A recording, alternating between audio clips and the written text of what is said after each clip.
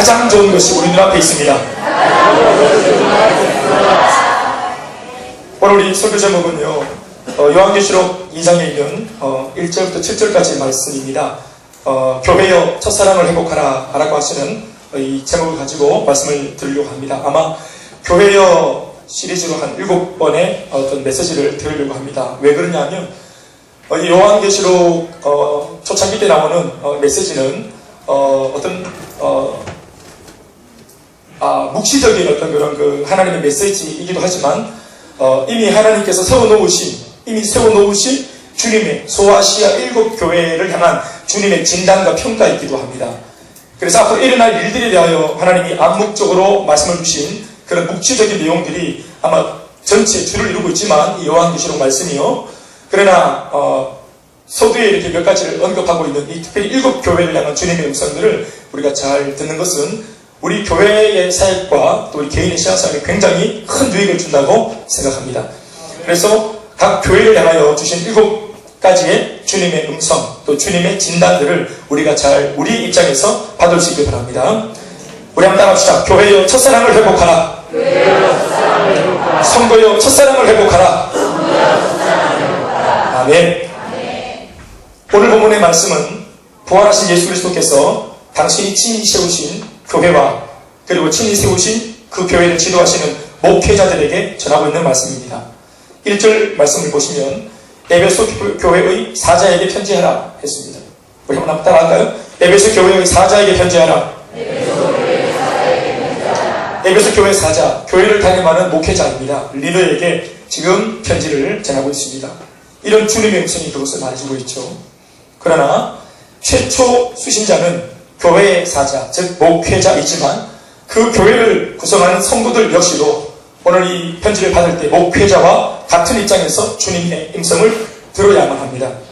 어떤 측면에서는 예수님을 믿는, 예수를 갓 영접한, 예수님을 구조로 영접한 모든 성도 한 사람 한 사람은 다 그 자신들이 교회라고 하는 얘기를 할 때 오늘 주신 이 말씀은 목회자나 예수 믿어 자신의 몸 자체가 교회가 되어 있는 성도들, 그러니까 직분의 구분 없이 예수 믿는 모든 그리스도인들에게 주시는 통전적 개념으로 보는 것이 좋을 거라고 생각합니다.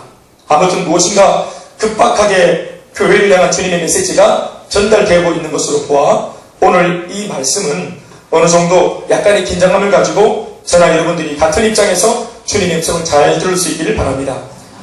그리고 오늘부터 아까도 말했지만 7차례 정도 7주 동안 소아시아 7교회라 불리던 7교회 전체를 향한 메시지를 하나하나 살펴볼 텐데 2000년 전 교회를 향한 주님의 바람, 또 주님의 마음속에 있는 안타까움, 그리고 교회를 향한 주님의 칭찬, 또 경계의 말씀들을 통해서 오늘의 나와 우리 교회는 어떤 입장을 취해야 할 것인지를 마음에 잘 담을 수 있기를 바랍니다. 부활하신 예수님으로부터 맨 처음 메시지를 전달받고 있는 교회는 에베소 교회입니다. 1절 말씀 다시 한번 읽어보시면 다같이 시작. 에베소 교회의 사자에게 편지하라. 오른손에 있는 7별을 붙잡고 7 금촉대 사이를 거니시는 이가 이르시되 했습니다. 다소 조금 우리가 해석이 난해한 듯해 보이는 그런 내용의 말씀이 액면가로 바로 1절에 등장하고 있습니다. 오늘 우리가 말씀의 중심으로 들어가기 전에 한 가지 분명히 알아둬야 할 중요한 내용 한 가지가 있습니다. 그것은 부활하신 예수 그리스도께서는 얼마든지 우리의 생각과 관계없이 예수님께서는 얼마든지 당신의 교회와 또 교회 지도자와 당신이 불러 세우신 성도들을 향해서 우리를 불러주신 우리의 주인 되신 그 주님께서 원하시는 교회관과 또 당신이 생각하시는 신앙관에 대하여 얼마든지 요구할 수 있는 분이라는 사실을 우리가 인정해야 될 줄로 믿습니다. 그것이 칭찬이 됐든 책망이 됐든 성도들의 삶의 주인이시자 또 저 같은 목사의 주인이시고 또 우리와 같은 교회의 주인이신 예수 그리스도께서 얼마든지 우리에게 주님이 생각하시는 요구들을 주장할 수 있다는 사실을 우리가 인정해야 할 것입니다. 오늘 에베소 교회에 주님의 마음이 담긴 서신이 전달되는 과정이 앞서 있었던 1장 9절에서 11절 사이에 말씀이 기록되어 있습니다. 우리 그 말씀을 좀 떼어서 앞을 보시고 한번 우리 살펴봅시다. 나 요한이라고 되어 있죠. 우리가 이 말씀을 읽어보죠. 1장 9절에서 11절 말씀입니다. 나 요한은 너희 형제요 예수의 환난과 나라의 참음에 동참한 자라. 하나님의 말씀과 예수를 증언하였으므로 말미암아 담모라 하는 섬에 있었더니 주의 날에 내가 성령에 감동되어, 내가 누굽니까? 요한입니다. 요한, 사도 요한. 주의 날에 내가 성령에 감동되어 내 뒤에서 나는 나팔소리 같은 큰 음성을 들으니, 그러니까 실제로 유배당에서 담모라고 하는 섬에 갇혀 있었던 이 사도 요한이 환상 가운데 주님의 음성을 오늘 듣고 있는 겁니다. 이미 이 당시에는 나머지 11명의 제자들은 다 이미 순교했습니다. 요한만 여러분 순교하지 않고 자연사하는데, 하나님께서 이 요한 사도를 끝까지 남겨놓으신 이유는 바로 요한계시록을 기록하게 하기 위함인 것입니다.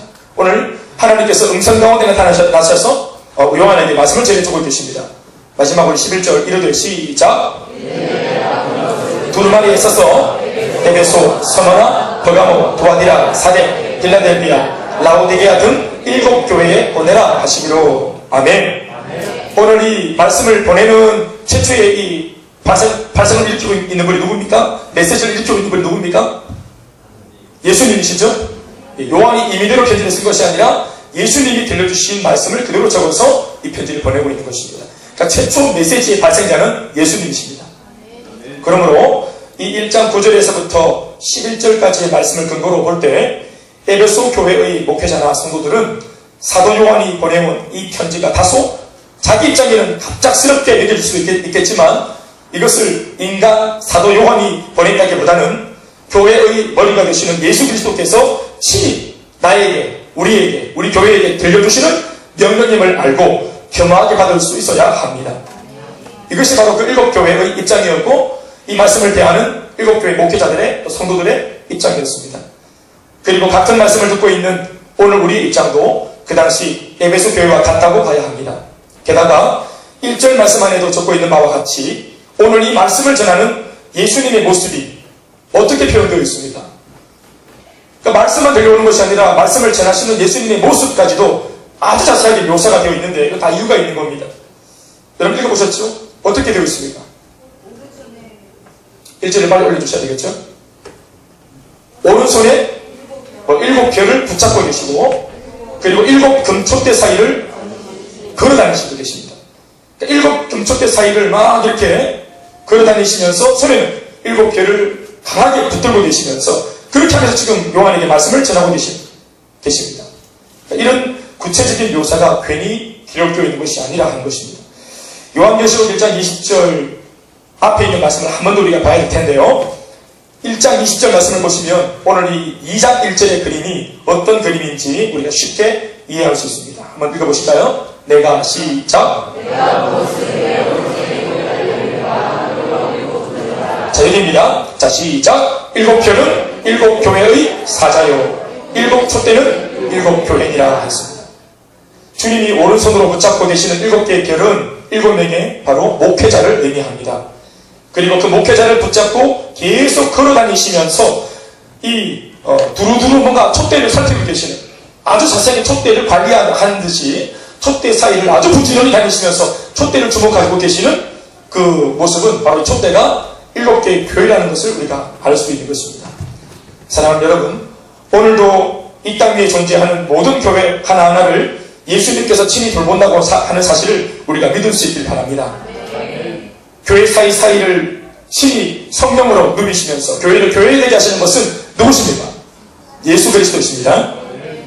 더불어 주님이 불러 세우신 모든 이 땅의 목회자는 주님께서 오른손으로 친히 붙잡고 사용하시는 주님의 종이라는 사실도 우리가 이 말씀을 들으면서 마음 깊이 인정할 수 있어야 할 줄로 믿습니다. 그런데 이 말씀을 우리가 뭐 해석하기보다 조금만 더 우리가 이 말씀을 적혀 있는 그대로 조금 더 순수하게 그리고 단순하게 다시 한 번 더 이 말씀을 묵상해 보면 이 말씀이 얼마나 우리들에게 사실은 큰 위로를 주는 말씀인지 몰라요. 사랑하는 여러분, 생각해 보세요. 이 땅의 교회, 오늘 촛대라고 말하는 이 땅에 있는 교회, 부활하신 주님께서 직접 걸어다니시면서 돌보고 있다는 사실입니다. 교회에 평생 몸을 담아야 할 어떤 입장에 있는 우리들한테는 이 사실이 얼마나 큰 위로가 되는지 모릅니다. 사람이 볼 때는 뭐 이상한 교회, 좀 세상보다도 못해 보이는 교회, 세상에 지탄을 받는 교회라고 여러 가지로 헐뜯을 수 있겠고, 또 우리 마음속에도 사실은 교회를 보면서 상처를 참 많이 받는 그런 성도들 아닙니다. 성도들이 참 약해서 우리가 교회에서 정말 100% 순결하고 정말 온전한 교회를 꿈꾸고 있다가 완벽한 교회가 없구나 하는 것을 우리가 볼 때마다 들을 때마다 얼마나 큰 상처를 받습니까? 심지어 어떤 사람은 나는 예수님이 너무 좋은데 하나님은 너무 좋은데 예수님의 추종자들과 그의 교회는 난 도저히 믿을 수 없다고 교회가 싫어서 이렇게 잘못하게 소위 가나안 성도들이 그렇게 많다는 겁니다. 가나안 성도가 뭐냐 했더니 저는 몰랐는데 안나가를 똑바로 했던 거예요. 똑바로 안나가 성도. 그러니까 예수님은 좋고 맛있는 거 은혜는 좋은데 예수님도 구원을 받아야 되겠는데 그 예수님이 계시고 또 특별히 마음에 안 드는 그런 성도들과 목사가 있는 교회는 싫다는 거야. 안나가 성도가 된다. 그런데 감사한 것은 뭐예요, 여러분?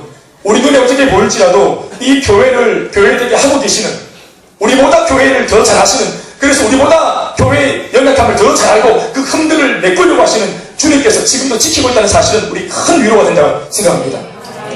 게다가 우리 오늘날 이 목회자들 또한 부활하신 예수님께서 붙잡고 계신다는 사실이 우리 소망이 되는 줄로 믿습니다. 이것은 때때로 불쑥불쑥 일어나는 교회를 향한 우리들의 불신을 한순간에 잠재워주는 본문이 될 수 있고요. 그리고 동시에 목회자를 향한 때때로 우리가 한 번씩 그런 마음이 들 때 어떤 마음, 우리의 목회자를 향한 염려와 불안을 상당 부분 해소시켜주는 그런 든든한 동화줄 같은 본문이라고 생각합니다. 심지어 목회자인 저 자신에게도 이 말씀 한 구절이 사실은 큰 위로와 격려를 주는 것이 사실입니다. 하나님께서 나를 붙잡고 계시는구나. 교회의 주인이 주님이시구나. 우리가 늘 입으로 하는 고백이지만 이것을 그림으로 딱 한 번 더 묘사된 것을 들을 때 주님, 정말로 제 주님이 우리 교회를 지금도 돌보고 계시는구나. 아멘, 아멘. 우리는 교회 사찰집사도 없고 아무도 관리자가 없어요. 그런데 주님이 교회를 지키시고 돌보시고 심지어 성도들의 신령까지 그들의 신앙까지도 주님이 돌보고 계신다는 사실은 참 우리에게 소망이 된다고 생각합니다. 더불어 우리가 사역을 할 때 저뿐 아니라 우리 셀러들도 마찬가지. 우리의 마음속에 좀 더 잘하고 싶은 마음에 걱정과 근심이 있을 수 있으나 정작 사역을 사역되게 하시는 것은 주님이신 줄로 믿습니다. 주님이 목회자도 잡으시고 셀러도 잡으시고 국장도 잡으시고 성도 한 사람 한 사람을 다 찾고 계시는 줄 믿습니다. 쓸데없는 게 인간적인 굳이 소모하지 않아도 되는 불필요한 에너지를 얼마든지 우리가 좀 드러낼 수 있는 그런 소망의 말씀이라고 생각합니다. 물론 주님이 나를 찾고 계신다라는 이 입장을 우리가 들여다볼 때 어떤 면에서는 부담이 될 수도 있습니다. 하나님의 손에 붙들린 내가 이렇게 해서 되겠나? 하나님께서 당신이 오른손에 나를 뭔가 쓰시려고 하는 도구로 잡으셨는데 내가 이렇게 불편해서 되겠나? 칼을 휘두르는데 이 칼이 날이 안 서있고 두탁한 소리를 내고 또 주님께서 하시는 타이밍과 내가 움직이는 타이밍이 달라가지고 주님은 지금이다 하는데 나는 막 넉 달 뒤에 뭐 이러고 있으니까 그렇구나. 주님이 나를 찾고 계시는데 내가 조금 더 기름칠이 잘 쳐져 있고 또 좀 더 내가 날이 잘 서 있고 또 주님께서 원하시는 바대로 민첩하게 움직일 수 있는 그런 주님의 종일 수 있으면 참 좋겠다. 이런 마음도 함께 생기는 그런 본문입니다. 있습니까? 네. 여러분 등뒤가 간질간질하지 않습니까? 주님께서 꽉 잡고 계신다는 이 느낌. 나를 잡고 계신. 킹콩 영화를 보니까 금발의 미녀를 킹콩이 잡고 왔습니까? 킹콩이 금발의 미녀를 잡고 막 지금 들면서 막 뭐 그런 그림은 아니겠지만 우리는 그런 이제 하나님 킹콩을 하죠. 금발 미녀 사랑하는 금발 미녀 안 잃어버리려고 킹콩이 그 미물도 얼마나 단디 꽉 잡고 빼앗기지 않으려고 결국은 그 미녀 때문에 막 빌딩 뛰내리 죽고 이렇게. 우리를 사랑하시는 주님의 사랑 그리고 우리를 향한 주님의 기대감이 붙잡고 있다라고 하는 말씀 속에 담겨 있습니다. 아무튼 목사를 목사 되게 하시고 성도를 성도 되게 하시며 교회를 교회 되게 하시는 교회의 머리가 되시는 예수 그리스도께서 권위 있는 말씀으로 에베소 교회에게 주시는 구체적인 내용은 딱 두 가지입니다. 그 두 가지가 뭐냐 하면 바로 칭찬과 책망입니다. 따라합시다. 칭찬과 책망. 우리는 이 두 가지 칭찬과 책망의 내용을 잘 귀담아 들어야 합니다. 지상교회를 향하여 이 땅에 세워진 지상교회를 향하여 예수님께서 직접 지상교회를 혹은 세우신 당신의 목회자와 교회를 평가하신 부분은 성경 전체를 우리가 놓고 볼 때 오늘 이 본문 학습 이 부분이 전무후무합니다. 교회를 향한 주님의 노골적이고 직접적인 속내를 유일하게 들여다볼 수 있는 본문이 바로 오늘 본문입니다. 칭찬과 책망의 말씀, 즉 그 교회가 잘하는 것도 있겠고 또 잘 못하고 있는 것도 있을 것인데 그런 것들에 대해서 주님의 견해를 우리가 듣다 보면, 게다가 에베소 교회의 한 교회만이 아니라 자그마치 7교회를 향하여 7번의 주님의 견해를 듣다 보면 그 속에서 우리는 틀림없이 아마 이 반복되어지는 뭔가 공통 건물을 발견할 수 있습니다. 예수님께서 바라시는 건강한 교회상 이런 것이구나. 주님이 이럴 때는 칭찬하시고 이럴 때는 책망하시는 걸 보니까 예수님이 원하시는 교회상이 이렇구나. 예수님이 지금 바라시는 목사상이 이렇구나. 예수님이 바라시는 성도의 상이 이런 것이구나. 우리가 얼마든지 배울 수 있다고 생각합니다. 여러분, 성경 어디에도 이것이 노골적으로 이렇게 드러나 있는 것이 없습니다. 그러니까 이 주님의 이런 어떤 평가를 우리가 잘 눈여겨봐야 합니다. 우리는 예수님께서 바라고 계시는 교회관과 신앙관이 어떤 것인지를 제대로 알고 우리 교회와 우리 자신의 신앙의 현주소를 제대로 볼 수 있어야 합니다.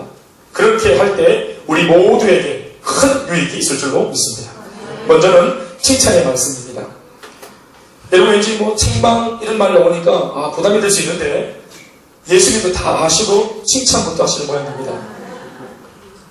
칭찬의 말씀은 약 한 3가지로 적혀 있는데요. 2절과 3절과 6절 말씀에 적혀 있습니다. 하나하나 살펴보면 먼저 2절 말씀인데 우리 함께 읽어봅시다. 내가 시작.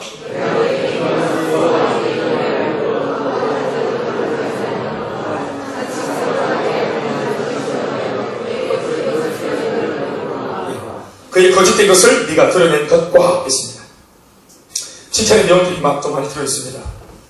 아마 열거가 될까 볼까요? 굉장히 많이 이렇게 적혀있네요. 그러니까 에베소 교회가 칭찬과 책망 그랬지만 제가 사실 먼저 말씀드리겠습니다만은 책망거리는 한 가지입니다. 그런데 칭찬거리는 무려 3개의 구절에 아주 그냥 굉장히 많은 내용으로 적혀있습니다. 나열이 되어 있죠. 그러니까 칭찬할 것이 굉장히 많은 교회였습니다. 아마 지금 우리가 부흥하는 교회, 좋은 교회, 우리끼리는 이렇게 우리 옆에 있는 교회를 향해서 지역에 있는 수많은 교회들을 보면서 그런 이런저런 평가를 할지 모르겠지만 아마 내용을 듣다 보면 지금 우리가 보통 말하는 건강한 교회, 우리가 하기 좋은 말로 좋은 교회 이런 것과는 아예 비교 자체가 안 돼요. 칭찬의 내용 자체가 스케일 자체가 다른.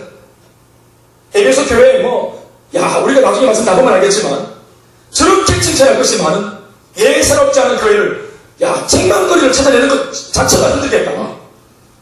책망거리가 있을지라도 칭찬할 것 더미에 묻혀버리겠다.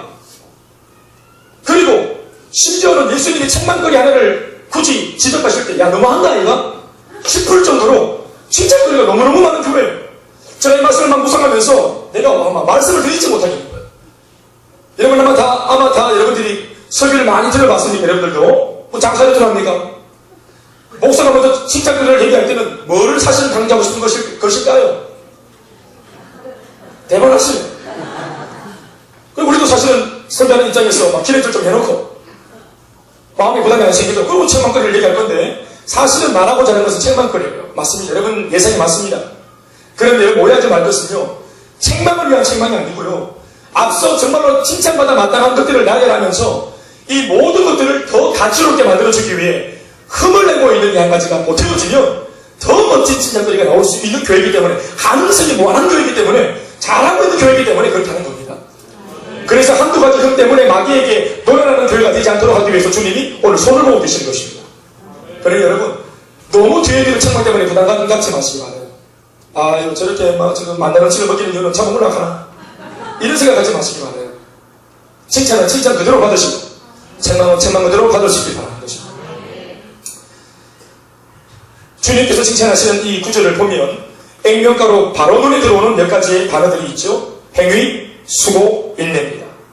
주님이 칭찬하는 내용들이죠. 1절에 지금 2절에 많이 담겨 있죠. 행위, 수고, 인내. 그러니까 에베소 교회 성도들이 이제껏 뭔지는 모르겠지만 열심으로 행해왔던 그 어떤 범교회적인 행위가 지금 칭찬받을 만하다고 주님이 말씀하십니다. 범교회적인 행위. 그 행위를 구체적으로 말하면 성도들의 수고라고 말할 수 있겠죠. 그리고 그 수고를 그만두고 좀 쉬고 싶은 유혹이 올 때 사람이니까 그럴 수 있겠지. 수고롭게 하는 그 좋은 행위, 아무리 좋은 행위라도 수고가 반복되다 보면 좀 쉬자, 그만하자, 이만하면 안 되나 하는 그런 마음이 올 수 있는데 이것을 유혹으로 여기고 다시 그 마음을 그 교회 성도들이 이 마음을 다잡아가면서 인내해 왔다는 겁니다. 수고를 하는데 그것을 적극적으로 행위로 살아내는데 힘들 수 있는데 그것을 지치지 않고 계속 지속적으로 반복적으로 살아내고 있다는 사실입니다. 만만하지 않은 교회죠.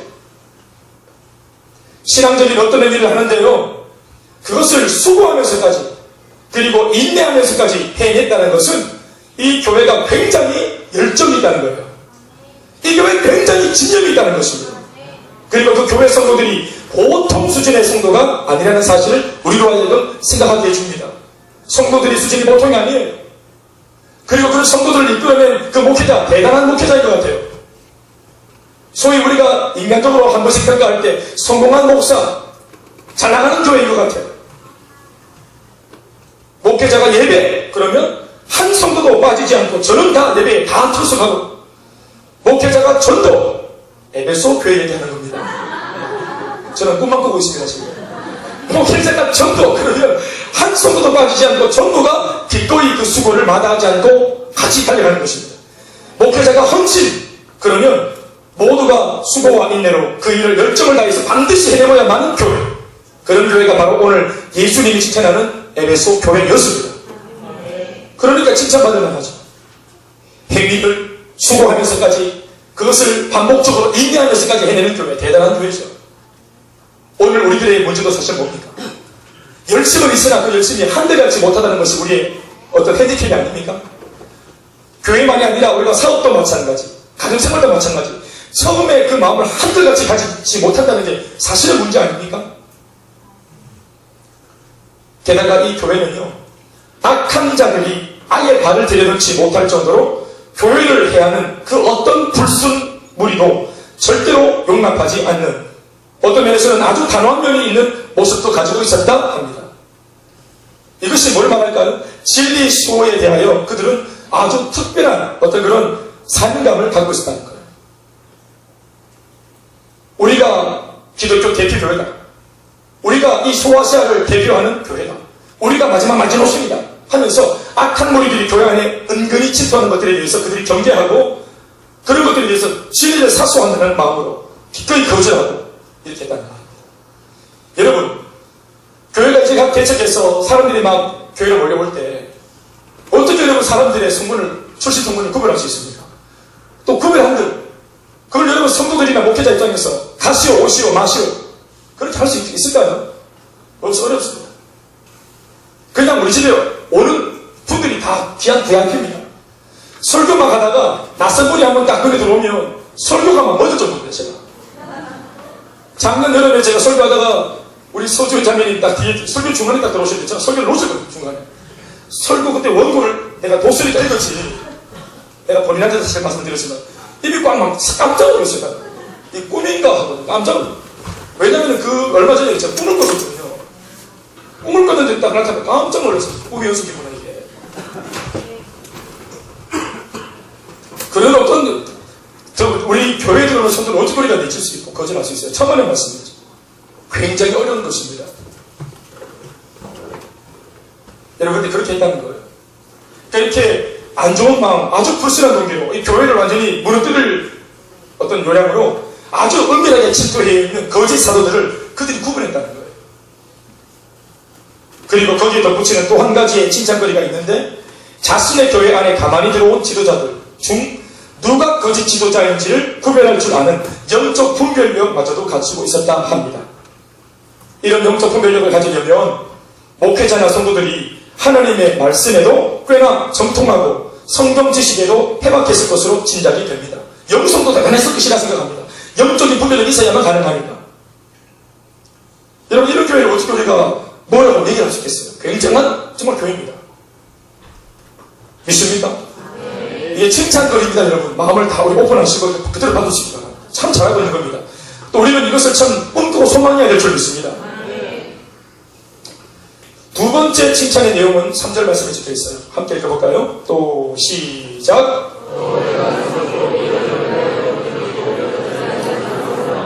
다시 아멘합시다. 네. 또 네가 참는 이유가 뭐냐? 내 이름을 위하여, 예수 그리스도의 이름을 위하여 견디고, 그리고 어떤 신앙생활의 어떤 측면에서 볼 때 그 사람들이 신앙생활에 게으르지 않고 이러한 것들을 부활하신 예수님 하신 말씀이 내가 안다. 너희들이 나를 위해서 기꺼이 이렇게 살아냈던 거 내가 다 안다. 칭찬한다. 한 것입니다. 사랑하는 여러분, 우리가 다 알고 있는 바와 같이 교회 생활과 하는 측면에서 볼 때 이 초대교회의 시대는 한마디로 딱 일축하면 교회 박해 시대라고 우리가 일축해 말할 수 있습니다. 그러니까 그렇게 말할 수 있을 정도로 대단한 공포와 그리고 엄청난 불안의 시대였습니다. 교회가 박해와 핍박을 당하는 예는 단 한 가지였습니다. 그것은 예수 그리스도를 만왕의 왕이라고 고백하는 그런 입장을 계속 고수할 때입니다. 이것을 부정하라고 하는 로마의 입장을 외면하고 계속해서 신앙적인 고집을 부릴 때 그들은 막 박해와 아주 그냥 대단한 박해를 받았습니다. 핍박을 받았습니다. 그들이 하는 것은 로마의 황제 시저가 진정한 황제인데 우리에게 지금 식민지 국가가 되어 있는 입장이 있는 이 유대인들이 뭔가 다른 왕을 지금 자신들이 모시고 있다는 거예요. 그러니까 이것을 로마 입장에서 이걸 인정할 수 없는 부분입니다. 그래서 사람들의 목숨을 앗아갈 정도로 강하게 핍박하고 반발했던 것입니다. 교회라고 무조건 박해를 가한 것이 아니라 어느 정도의 종교 모임에 대해서는 유연성을 가지고 있었던 로마였기에 만약 교회가 어느 정도 타협을 통한 융통성을 발휘했다면 굳이 박해를 받지 않아도 되는 피할 길도 있었을 것입니다. 그러나 오늘 본문에 등장하는 이 주인공 교회 에베소 교회는 결단코 그렇게 하지 않았다는 거예요. 결단코 로마와 타협하지 않았다는 것입니다. 주님께서도 내가 다 안다 하시면서 인정하실 정도로 에베소 교회가 바로 이 부분에서 타협이 전혀 없었고 본문은 적고 있습니다. 주님의 이름을 위하여 이런 박해를 참을 줄도 알고 주님의 이름을 위해서는 견딜 줄도 알고 그리고 결코 녹록지 않은 박해라고 하는 환경 속에서도 좀처럼 그 신앙의 열정에 게으름 따위가 끼지 못하도록 그들은 항상 깨어있었다 했습니다. 아멘입니까? 참 건강한 교회죠. 결국은 고난도 불사하는 신앙이 어느 정도 건강한 신앙이라고 인정을 받게 되는 것이거든요. 고난이 찾아오고 외압이 있을 때 그런 외압에도 불구하고 내가 가지고 있는 이 신앙으로 정면 돌파해 가는 이런 신앙이 사실은 정말 진짜 신앙이라고 대체로 우리가 평가받는단 말이에요. 그러니까 오늘 고난도 불사하는 주님의 이름을 위해서 고난도 불사하는 이런 에베소 교회의 신앙을 더 이상 진단할 필요가 없을 정도입니다. 정말로 대단한 교회입니다. 대단한 성도입니다. 그들의 신앙 대단합니다. 주님께서 칭찬하신 바대로 정말 잘하고 있는 것입니다. 우리는 에베소 교회의 이런 부분들을 진짜 반성하는 마음으로 겸허하게 잘 받아야 합니다. 그러나 여기까지도 너무너무 잘한 교회인데도 칭찬 릴레이 중 진정한 칭찬의 백미는 다음에 나오는 마지막 세 번째 칭찬이라고 저는 봅니다. 그것은 6절 말씀에 적혀 있습니다. 우리 다 같이 이 말씀 읽겠습니다. 오직 시작. 오직 네게 이것이 있으니 네가 니골라 당의 행위를 미워하는도다. 나도 이것을 미워하노라. 니골라 당의 행위를 미워한다. 뭐 이렇게 나왔습니다. 여러분 니골라 당의 행위를 미워한다.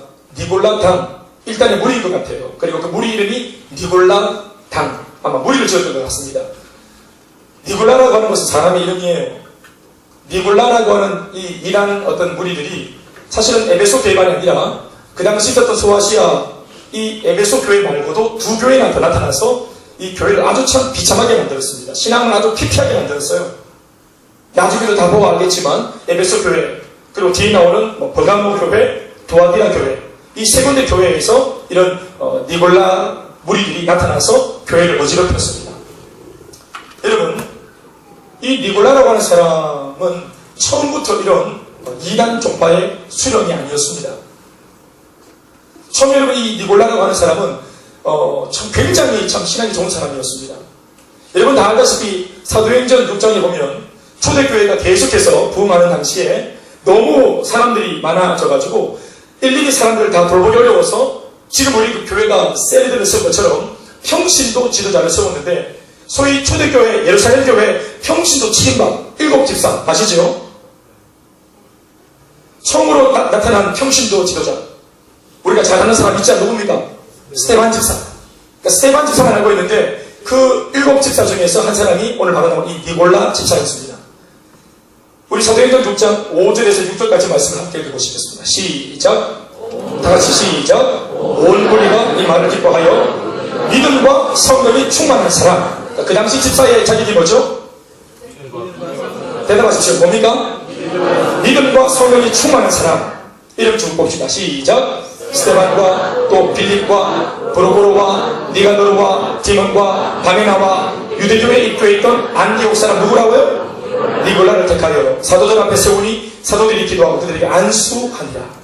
그러니까 교회가 공히 신앙을 검증하고 인정해서 그들을 평시도 지도자로 안수해서 세운 것입니다.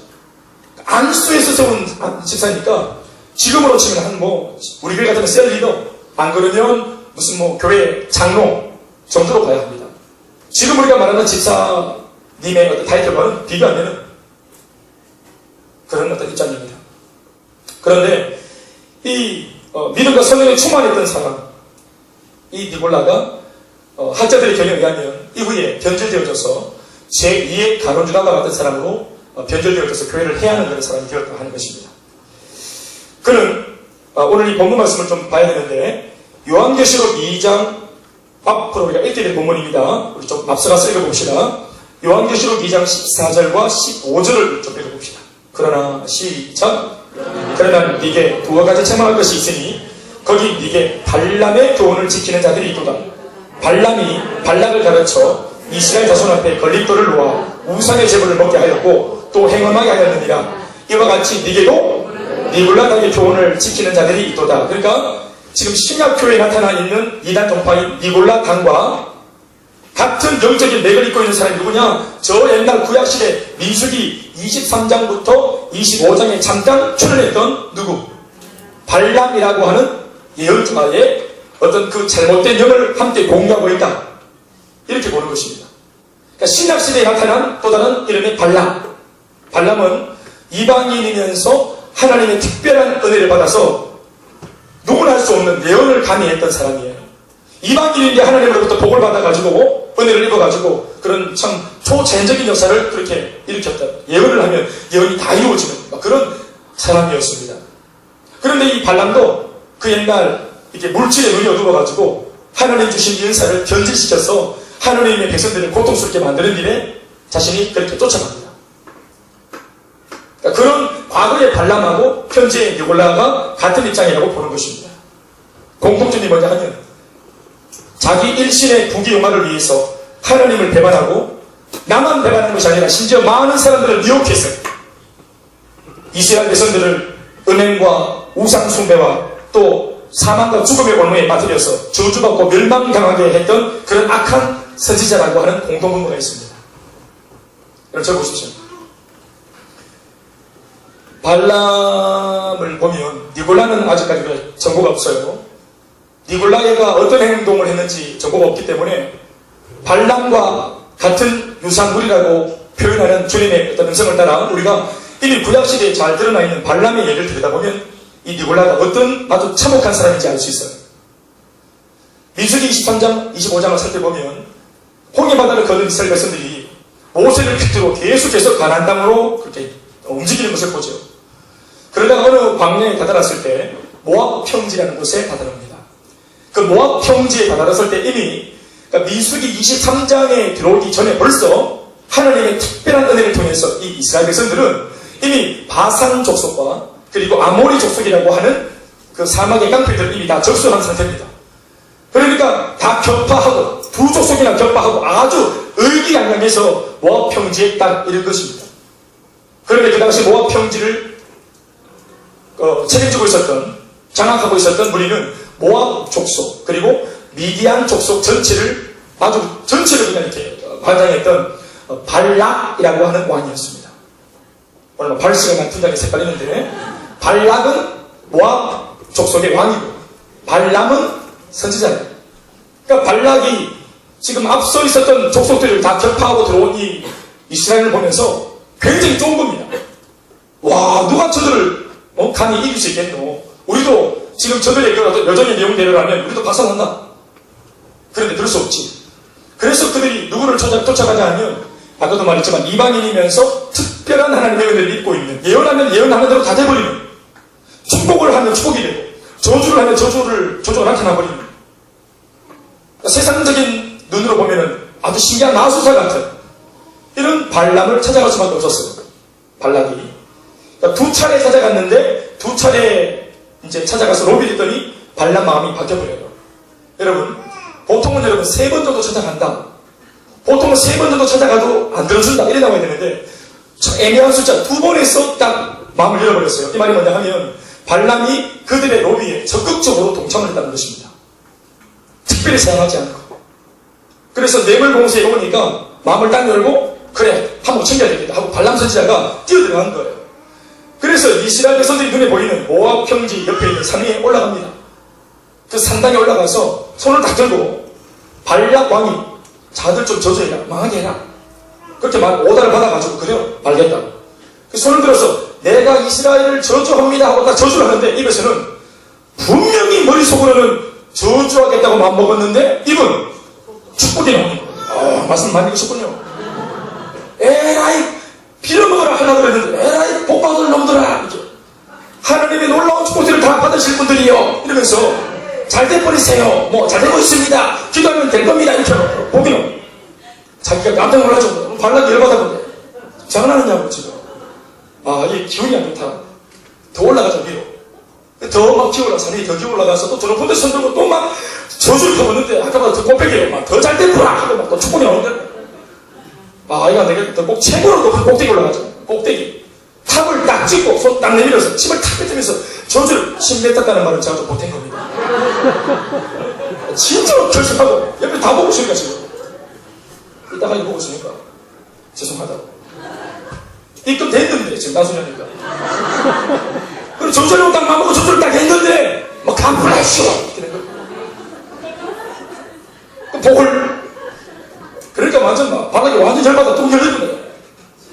그래서 발락이 완전히 무릎 딱 꿇고 바짝 내려가지고 벌벌 떨죠. 그러면서 자기 목숨 구걸하기 위해서 뭐라고 자기가 오히려 또 다른 어떤 아이디어를 내냐 하면 그러니까 이 발람이 굉장히 영성이 있는 사람이었어요. 영혼이 아주 출중한 사람이었어요. 영혼이 밝았습니다. 그러니까 이스라엘 백성들은 이런 어떤 마귀적인 어떤 이런 행위로 절대로 우리가 넘어뜨릴 수 없다는 사실을 이미 이 발람이 3차례 실패를 통해서 금방 알아버려요. 하나님이 지키고 있기 때문에 저 사람들 아무도 손 못 댄다는 걸 알고 있는 거예요. 저주가 안 통하는 백성. 있습니까? 네. 우리 하나님 믿는 백성들 저주가 안 통하는 백성들. 네. 그렇죠. 어떠한 독을 마셔 대받지 않고 도사를 집어도 해받지 않는. 아멘 아멘. 네. 그러니까 이거를 발람 선지자가 아는 거라. 3번 딱 당하고는 이게 이제 신박이 없는 거짓 선지자는 4번째 5번째 계속 맨날 헤딩하는데 이게 진짜 무당인 거예요. 그러니까 알아먹는 거예요.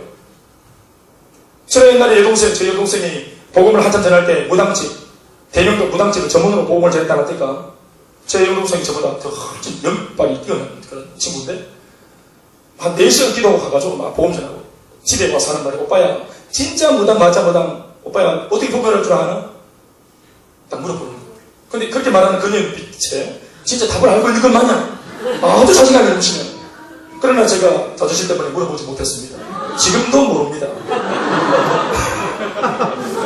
한 가지 힌트는 뭐냐면 거짓 이 무당은 엎어진대요. 손님이 잘 귀하니까 들어오면 그냥 예수쟁이든 뭐든 막 그냥 무조건 엎어지고 막 어서 오시라고 웰컴하고 진짜 무당은 딴 데 가보라고 소금을 탁 뿌린다. 그건 진짜 무당이다. 진짜 신이 되긴 또 찾아간다 그러지 말라고.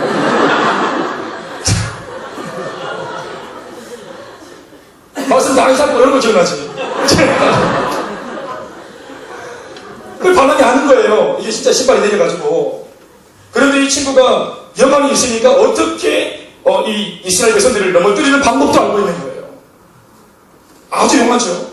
이스라엘 백성들에게 틈을 낼 수 있는 방법도 알아요. 이게 뭐냐면 죄입니다. 죄. 우리가 바깥에서 들어갈 수는 없지만 그들 스스로가 죄를 지으면 자멸한다는 사실을 아는 겁니다. 하나님의 보호의 장막이 거친다는 것을 잘 알고 있는 거예요. 그래서 뭐라고 알게 되냐 하면 모압 족속의 중에서 아주 미모가 뛰어난 아주 그런 자매분들을 란제리를 입혀가지고 다 불러내고 그것도 제가 좀 오버한 것입니다. 그래서 막 등신들 있잖아요. 팔등신 뭐 이런 분들 불러내가지고 그분들을 집어넣어라. 은밀하게 이스라엘실에 들어가서 그 이스라엘 남자들을 홀켜라. 유혹하고 그리고 그들과 같이 죄를 지어. 그러나 한 가지 중요한 것은 준비물이 있는데 들어갈 때 반드시 바알이라고 하는 우상을 갖고 들어가라. 그리고 이제 남자들 사귀고 막 남자들과 이제 막 사귀어가지고 이제 막 좋은 관계 맺었을 때 오빠 사실 나는 지금 기도 시간이야. 그리고 이제 데이트하다가 갑자기 막 이 모함에다가 기도만 할 때 이 이스라엘 남자가 나도 기도할게. 사랑하는 달님이 하는 기도 나도 할게. 그리고 이제 달님이 하는 기도, 달님이 믿는 신 쫓아가는 겁니다. 이 남자가 왜냐면 얼방한 거 알기 때문에. 마귀가 많이 해봤잖아요. 아담을 잡아들이기 위해서 사용한 것이 뭐예요? 하와 아닙니까? 그러니까 아담은 제 소리 못하고 따라가는 것입니다. 꼴떡꼴떡 묶고 막 그냥 아무거나 묶고. 저도 저 사람이 주면 묻자고 다 묻습니다. 이게 뭔지 알고 묻지 않아서 우리는 아내를 믿고 있기 때문에 다 먹는 것입니다. 이게 뭐든지 간에. 그러니까 달님이 제사 지내고 막 그 신상을 숭배하니까 따라한 거예요. 이스라엘 그 멍청한 남자들이. 그러니까 죄를 지어서 하나님이 진동하셔서 연병을 내렸는데 24,000명이 바로 즉사해버렸어요. 그 일을 도모한 것이 누구냐? 발람입니다. 하나님의 백성들이 어디에 약한지, 어디가 취약점인지, 오는 사자와 같이 우리의 아킬레스건을 알고 있는 사탄이 그걸 정확하게 아는 것입니다. 여러분, 과거에 술을 끊고 예수를 믿었습니까? 그 사람이 아무리 성령 충만해도 다시 한번 그 사람이 신앙의 자리에서 넘어질 때는 술로 넘어질 겁니다. 그게 마귀가 하는 겁니다. 나는 담배를 평생 피다가 막 방황하고 건강해져서 예수 믿었다. 만약 이 사람이 신앙을 조금 딱 잃으면 바로 치고 들어오는 게 뭐냐면 담배입니다. 나는 과거에 노름이 아주 그냥 나는 성행했다. 난 노름 때문에 다 잃었다. 그러고 난 뒤에 하나님께 돌아온 사람 은혜가 충만할지라도 넘어질 때 그 노름으로 넘어집니다. 정욕으로 살아왔습니까? 주님 믿고 삶을 바꾸었으나 다시 한번 더 구멍이 날 때는 정욕으로 구멍이 날 것입니다. 마귀가 그걸 기억해요. 그러니까 우리가 한 번 떠난 죄는 천국 가는 그날까지 긴장을 가지고 몸을 붙여야 되는 것입니다. 믿습니까? 그러니까 보십시오. 자신의 일신의 부귀영화를 위해서 내게 이방인이면서도 하나님의 은혜를 입었던 이 발람의 마음속에 하나님을 저버리고 오히려 받은 은혜를 가지고 하나님의 공동체를 잡아뜨리는 일에 적극적으로 가담했지 않습니까? 여러분, 이 발람의 모습이 오늘 이 에베소 교회 안에 만연했던 니골라당의 행한 짓이라고 보면 옳습니다. 교회 전체의 근간을 흔들고 믿음의 성도들을 잡아뜨려서 분리시키고 분쟁하게 만들고, 그리고 이 니골라가 무엇을 가르쳤냐 하면 한 번 예수님을 영접하고 주님의 사람이 되면, 여기까지는 맞아요. 예수님을 영접하는 순간, 그 순간 우리는 거듭나죠. 아멘 하십시오. 예수님을 영접하는 순간 우리는 자녀의 권세를 누립니다. 우리의 생명의 현주소가 사망에서 옮겨져서 바로 천국으로 옮겨집니다. 그런데 그 뒤에 가르침이 뭐냐 하면 우리는 한 번 구원받은 사람이기 때문에 앞으로 이 땅에서 어떤 죄를 지어도 회개할 필요가 없다고 가르친 겁니다. 내가 죄를 지어도 우리는 죄책감 느낄 필요 없다. 우리는 이미 하나님께 다 용서받은 사람이기 때문에 예수를 믿고 있는 한 우리는 어떤 죄를 지어도 죄책감 느낄 필요 없고 회개를 다시 할 필요 없고 그것 때문에 괴로워할 필요 없다. 죄책감 느낄 필요 없다. 이런 가르침을 하니까 여러분 얼마나 사람들이 듣기 좋은 가르침입니까? 회개하시오, 돌이키시오, 똑바로 하시오, 교제하시오, 기도하시오, 과제 숙지하시오, 전도하시오. 하시오에 지렸지 않습니까? 그런데 이 니골라의 가르침은 마음대로 하시오, 자유하시오. 그리고 에베소 교회 사자가 어떤 말씀을 딱 전하면 돌아서 가지고 딱 무리들이 딱 모아가지고 아까 목사님 하는 말 들었지? 잘못된 가르침이라고, 목사의 편협한 생각이라고, 나를 따라 하나님은 우리에게 자유를 주셨는데 왜 우리가 죄책감을 느껴야 돼? 하면서 사회생활 가운데 아무도 책임지지 않는 삶을 그가 종용했습니다. 마음대로 살고 예수 믿고 은혜 받고 구원받은 자로서의 책임이 있는 것인데, 아멘입니까? 사명도 책임도 해야 될 도리도 강조하지 않고 마음대로 살라고 영적인 불량자들을 대량 생산해냈습니다. 영적인 불량자. 그리고 자신을 따르는 세대를 더 확장시켜가면서, 교세를 확장시켜가면서 목에 힘주고 교주 노릇을 했습니다. 이게 니골라 집사가 변질되어져서 군주가 되어서, 그러니까 교주가 되어서 했던 짓입니다. 그런데 보십시오. 여러분, 이 만만치 않은 이 메시지, 달콤한 메시지, 아마 세속화의 근간이고, 이것이 바로 교회 안에 들어와 있는 세속화의 아마 어떤 뿌리라고 볼 수 있겠습니다. 니골라당이 의미하는 것은 세속화의 원상이죠. 예수 적당히 믿고, 세상 한 손에, 주님 한 손에 잡고, 껍데기는 세상 사람과 똑같이, 그렇게 살아가는 모습. 그것을 아주 교묘하게 가르쳤던 사람이 니골라입니다. 여러분, 고등 종교가 타락을 할 때 제일 먼저 보이는 반응이 뭐냐 하면 성직자가 대량으로 급증한다는 것입니다. 성직자가 많이 나온다는 거예요. 이게 고등 종교가 타락할 때 나오는 어떤 하나의 두드러지는 징후랍니다. 고등 종교라 하면은 우리가 믿고 있는 게 기독교, 혹은 불교, 이런 어떤 종교들이 될 수 있겠죠. 천주교 마찬가지. 그러니까 성직자들이 계속 많이 배출된다는 거예요. 그러니까 성도들 가운데 소위 하나님께 부름받았다면서 성직자로 헌신하는 사람들이 많이 나오고 신학교는 미어 터지고 그런다는 거예요. 목회자 우생들이 많이 배출된다는 겁니다. 여러분, 이것을 좋게 볼 수도 있지만 중요한 것은 그 속에 담겨있는 내용이 뭐냐가 중요한데요. 그러니까 고등종교가 왜 타락하나 할 때 이런 일들이 일어나는가 하면 성직자가 좋아 보이는 거예요. 목사가 좋아 보이는 거예요. 멋있어 보이는 거예요. 중이 좋아 보이는 거예요. 탁월해 보이는 거예요. 그래서 그 성직자가 되겠다고 이렇게 마음에 꿈을 꾸는 거죠. 뭔가 거대한 무대 위에 서서 좌중을 들었다 놨다 하는 어떤 그런 말 한마디로 또 다른 개들이 어떤 스타 같은, 연예인 같은 종교 히어로라고 생각하기 때문에 어떤 그런 망상 속에서 아주 세속적인 꿈을 가지고 이제 헌신하는 사람들이 많이 나온다는 것입니다. 왜 그런 일이 생깁니까? 자기 부인이 없기 때문에 그렇습니다. 제 자신이 아마 참으로 두려운 말씀이기도 한데, 우리 스스로가 자기 부인을 하는, 예수 믿고 자기를 부인하는, 오히려 더 많이 내려놓는, 오히려 주님을 위해서 헌신하는 그런 역전되는 삶이 눈에 보이지 않기 때문에 단순히 인간적으로 볼 때 매력적이니까 많은 사람들이 겁먹들어 몰려 신학교로 간다는 보고가 있는 것입니다. 조지바나 리서치라고 하는 기독교와 관련되어진 그런 어떤 아주 권위 있는 그런 리서치 전문기관이 있는데요. 미국이 그 조지바나 리서치에서 무엇을 얘기했냐면, 미국 30만 교회가 있어요.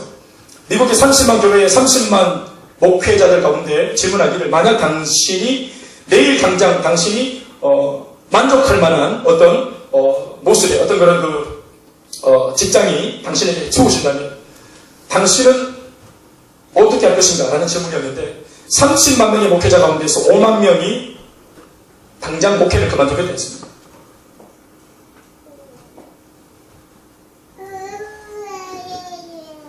성도들 중에서도 만약 내가 먹고 살고 더 좋은 조건이 있다면 어떻게 할 것인가? 당장 구차한 신앙생활 때려치우겠다. 그럴지 모르겠어요. 그러니까 이런 니골라당의 참 만만치 않은 저항을, 그런데 이 에베소에 어떻게 했다는 겁니까? 기꺼이 거절했다는 거예요.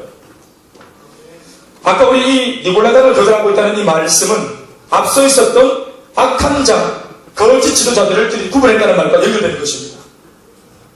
호락호락 넘어가지 않는 거예요. 그 아주 달콤한 메시지에 넘어가지 않고 오히려 교인들이 신앙의 야성을 지키고 몸부림을 치는 교회였다는 것입니다. 잘하는 교회라고 믿습니다, 여러분.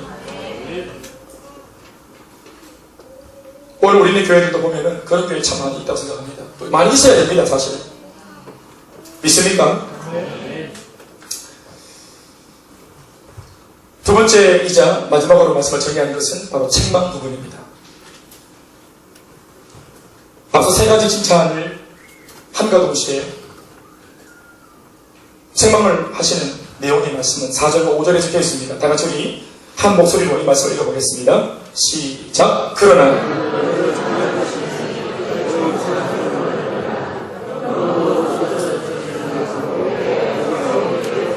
만일 그렇게 하지 아니하고 회개하지 아니하면 내가 네게 가서 네 촛대를 그 자리에서 옮기리라 해서, 촛대를 옮긴다는 말은 교회를 말하잖아요. 촛대가 교회를 내가 옮겨버리겠다. 교회를 내가 좀 못되게 말하면 없애버리겠다. 지면에서 너희 교회를 기억지 못하게 해버리겠다. 왜? 사람들을 잘못된 길로 이끌어가는 교회, 사람들을 오히려 망하게 만들고 주님으로부터 멀어지게 만드는 교회는 있을 수 없다는 거예요. 여러분, 저는 참 사실은 여기 접속사 그러나 나갈 이 부분이 참 마음에 참 부담이 돼요. 앞서 칭찬 3가지 내용 들어보면 얼마나 대단합니까? 우리 지금 그 칭찬 3가지 쫓아가려면 우리 입장에서 볼 때 정말로 다리가 찢어져야 돼요. 우리 딸이는 때로 이렇게 훈련받고 변화받았다고 좀 이만하면 됐다 싶은데 오늘 주님의 칭찬의 수준을 보면 정말 기가 찰 정도입니다. 너무 수준이 높아가지고 아예 엄두를 내고 싶지 않을 정도로 좌절감이 느껴질 정도로 너무 수준이 높아요. 그리고 목회자인 저한테는 어떤 면에서는 절망감이 들어요.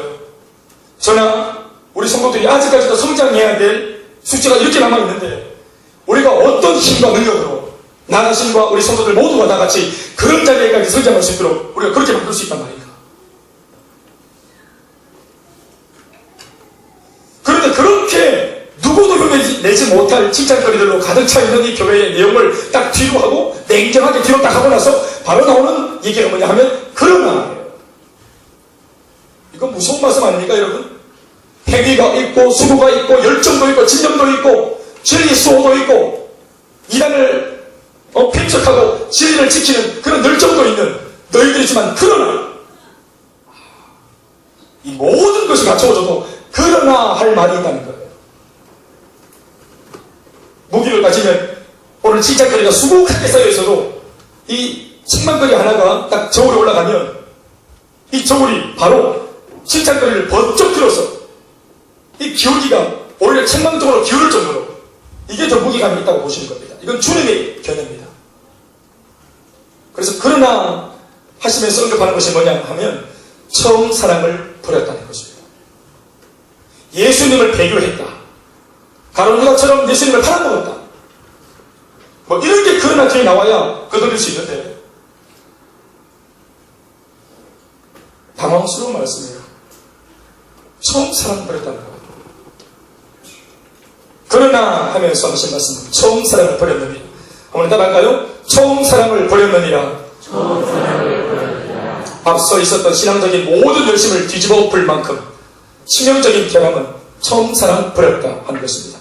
처음 사랑을 잊은 것이 아닙니다. 처음 사랑을 어쩌다 보니까 빼앗긴 것도 아닙니다. 적극적으로 의지적으로 뭔가 그들이 결의해서 뭔가 마음속에 다른 사람들의 눈에는 띄지 않았지만 뭔가 자신의 마음속에 자기 혼자 스스로 아주 음흉한 어떤 마음을 가지고 처음 사랑을 은근히 몰아냈다는 것입니다. 처음 사랑을 버렸대요, 여러분. 그런데 이 처음 사랑을 다시 회복하는 방법이자 처방전도 동시에 주님이 말씀하시는데 그게 뭐냐 하면 3가지. 생각하고 회개해서 처음 사랑을 가지라가 아니라 생각하고 회개하여 뭐하라? 처음 행위를 가지라 했습니다. 처음 사랑이 문제인데 회복해야 될 것은 처음 행위. 실수로 잘못 적은 것이 아닙니다, 여러분. 처음 사랑과 처음 행위는 연결되어 있다고 봐야 합니다. 사랑은 보이지 않습니다. 행위는 눈에 보입니다. 앞에서 언급한 그 대단해 보이는 신앙적인 행위들 정말로 대단한 내용들입니다만은 또 그리고 얼마든지 자랑할 만하고 내수할 만합니다만은 그런데 이 행위 안에 사랑이 빠지기 시작하더니 어느새 나중에는 사랑은 없고 주님을 향한 어떤 마음은 없고 자기 열심만 남아서 행위는 더 화려해지고 신앙적인 제스처는 더 노련해졌지만 주님께서는 받을 만한 것이 아니라고 보시는 것입니다. 저는 여러분 이 부분에 참 충격적인 그런 마음이 들었어요. 사랑 없는 신앙행위가 가능하다는 말 아니에요, 여러분? 사랑이 없는 신앙행위, 사랑이 없는 수고, 사랑이 없는 인내가 가능하다는 거 아니겠어요?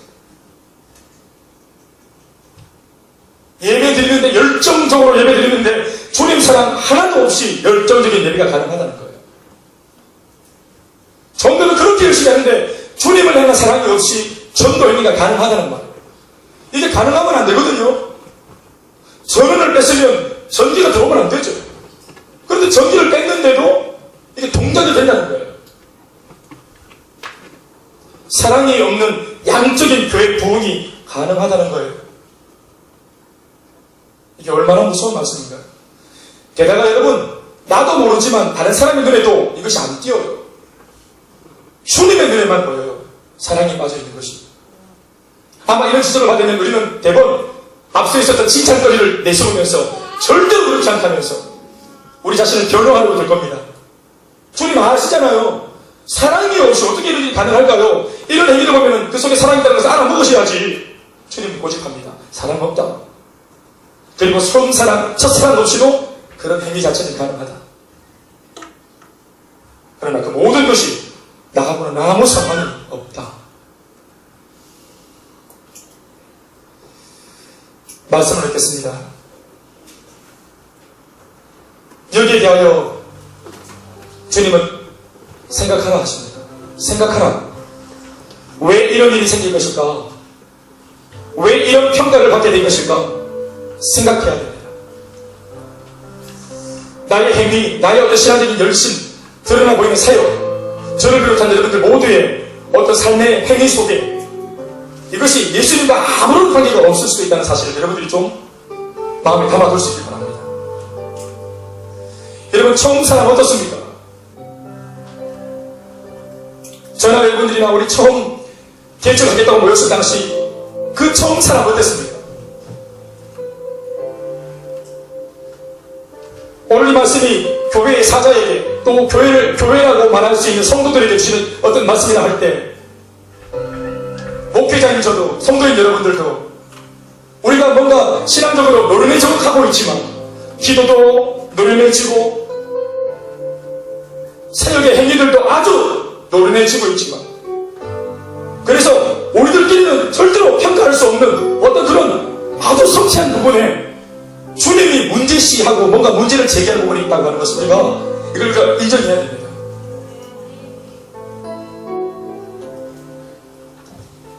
왜 그런가 하면 제가 생각해 봤어요. 왜 이런 일이 생길 수 있을까 생각해 봤어요. 그들 주변은 전부 다 전쟁터였어요. 생존 자체가 아주 어려운 그런 배경이었어요. 사역을 고사하고 교회로서의 어떤 입지를 붙이기로 너무너무 만만치 않은 영적 전쟁이 굉장했던 교회였어요. 그러다 보니까 성도들이 날마다 신앙의 야성으로 악한 사탄과 싸워야 됐어요. 영적인 싸움이 있었어요. 성도들을 어떤 그런 거짓된 마음들을 구별했다 할 때 얼마나 인간적인 마찰이 많았겠습니까? 인간적인 마찰이 얼마나 많았겠어요? 의견의 대립, 섭섭하다 삐지고 위로하고 다시 데려오고 보내고 떠나고 등 돌리고 이런 권모와 소수가 얼마나 많았겠어요? 아마 피가 많았을 거예요. 굉장히 출혈이 많았을 거예요. 그런데 이런 출혈이 많다 보니까 저항하고 목을 많이 쥐어야 되다 보니까 많은 싸움을 하다 보니까 정작 그 속에 어느 순간부터 싸움에 능하고 행동에는 능한데 그 속에 사랑이 본의 아니게 사라질 수 있다는 것입니다. 여러분, 아내를 사랑하지 않는 게 아닙니다. 자식을 사랑하지 않는 게 아니에요. 그러나 가정이 당장 먹고 살기 어려워가지고 경제적으로 문제가 생겨서 이 남편이 가장으로서 밖에 나가서 열심히 아침으로 밤으로 새벽으로 일을 하다 보면 자식 사랑, 아내 사랑, 가정 사랑 때문에 한 일인데 나중에는 일 자체가 중심이 될 수밖에 없어요. 그래서 아내가 볼 때는 여보 내가 언제 당신 돈 벌었나? 난 당신의 마음이 필요하다는 말을 듣게 돼요. 어떻게 보면 그렇게 어렵게 아버지가 돈 벌어줬는데 아들이 하는 말은 난 아버지가 없었다는 거라. 아버지는 언제나 바깥에 계셨지 않냐고. 이런 말 들으면 얼마나 서운해요. 오늘 주님의 음성도 마치 그와 같아요. 그들이 여러분 괜시리 그렇게 영적으로 머무림을 쳤어요? 괜시리 그렇게 액션이 컸어요? 마음을 지키려다 보니까 그렇게 됐던 거예요. 그런데 그러다 보니까 행동이 크다 보니까 마음의 사랑이 자기도 모르게 조금씩 새어나갔다는 거예요. 그래서 행동은 굉장히 빠르고 일은 너무너무 잘하는데 감격이 없습니다. 예배를 드려서 우리가 마음에 감격이 있어야 돼요. 예배 순서를 다 지키는 자체가 목적이 아니라 결국 이 예배의 흐름 속에서 주님을 만나야 하는 것이 예배의 목적인 줄 믿습니다. 훈련 자체를 하는데 훈련을 우리가 라이센스를 따는 것이 아니라 훈련하는 수많은 과정 속에 한 구절의 말씀이라도 내 가슴을 치는 말씀을 만나 내 삶이 바뀌어지는 역사가 있어야 될 줄 믿습니다. 그것이 훈련의 목적입니다. 전도에서 사람을 배우는 것이 목적이 아니라 주님의 그 거룩한 사역에 내가 동참하고 주님 사랑의 마음으로 주님이 영혼을 사랑하신다 하니 나도 한 번도 못 본 영혼들을 사랑하겠다고 마음하여 그들에게 찾아가고 욕먹고 이러한 이 모습 자체가 주님을 사랑하는 행위죠. 그게 중요한 것입니다. 그러나 우리가 너무 노련해 지다 보면 그 속에 안능이가 빠지게 돼 있어요. 여러분 오해하지 마세요. 예수님이 왜 이것을 질책하신가 하면 혼을 내려고 한 것이 아니라 어쩔 수 없이 그렇게 되어진 그 어떤 기현상에 대하여 주님도 마음 아파하시면서 그 한 부분을 드러내어 알게 하시고 그리고 생각하고 회개하면 얼마든지 처음 사랑이 담겨있는 정말 알짜배기 행위로 돌아갈 수 있다고 주님이 알려주시는 거예요. 이거 알려주시는 겁니다, 여러분. 우리에게 힌트를 주시는 거예요. 사랑하는 여러분, 요즘에 가정생활이 간격이 없으세요? 2014년도 밝았는데 뭔가 내 삶에 뭔가 대단한 일이 일어날 것이라고 하는 어떤 음성에도 좀처럼 아멘이 되지 않고 마음이 딱딱하고 있어요? 소망이 없습니까? 감격이 없습니까? 삶뿐만 아니라 예수 믿는 것도 신앙생활도 감격이 없습니까? 처음 사랑으로 돌아가면 될 줄 믿습니다. 맞은 저는 오줌에 될 줄로 믿습니다. 처음 사랑이 감격이 있는 처음 행위로 돌아가면 정말 감격적인 행위가 저는 나올 줄로 믿습니다. 우리 모두가 교회 한 4년쯤 되려고 이 마당에 목사나 여러분들이나 우리 교회 전체가 오늘 이 주님의 음성을 아주 우리가 정말 겸손하게 받아들이고 기도하고 새롭게 채워가는 그런 모든 날들이 될 수 있기를 주의 이름으로 축원합니다.